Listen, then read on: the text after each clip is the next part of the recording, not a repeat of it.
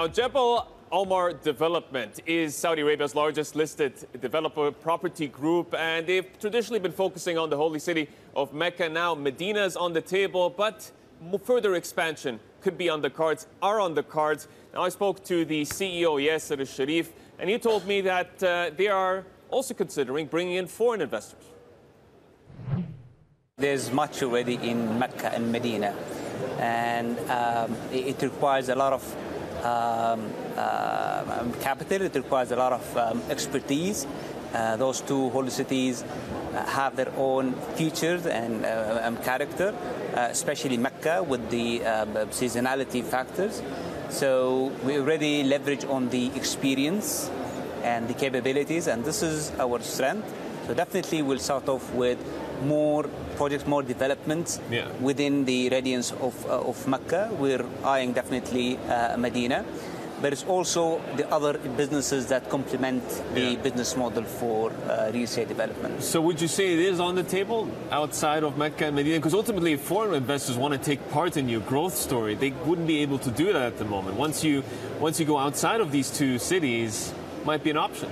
Yeah, well, absolutely. Our strategy is Mecca, Medina, and the adjacent cities. But who knows? We might as well diversify within the Western province. But those are the core cities that we really invest heavily and leverage upon our expertise. So you could imagine foreign investors being part of your story in the next 2-3 years? Yeah, absolutely. Without breaching of any regulations or rules, yes. Okay. Through either direct investments, through certain vehicles, through partnerships, we give them access and financial benefits of Jabal Omar. Talk to me about how you're going to fund this expansion. I mean, are you looking at loans, bonds, sukuk? What's on the table here? We're all on the table. But definitely funds is the theme now, sharing the risk. When it comes to debt, other form of debt, sukuk is something we are working on currently. As in the previous interview with Bloomberg, we're mulling issuing of sukuk. Debt is the least form of financing because of whatever the covenants and all the complexities in getting a direct debt. So what we are tilting toward is sharing of risk, introducing new instruments.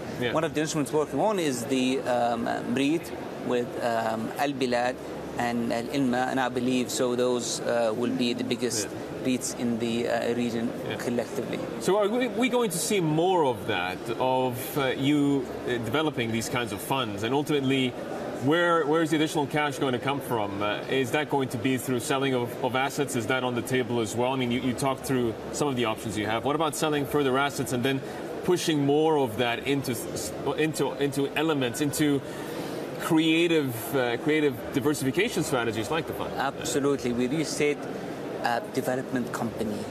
We're also lifestyle development company. So we sell units.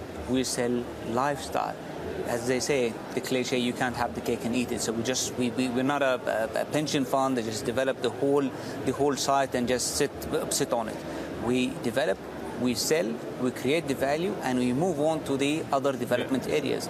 So that is a substantial turnaround our financial strategy that will pump in a lot of cash, liquidity to enable us in achieving our strategy.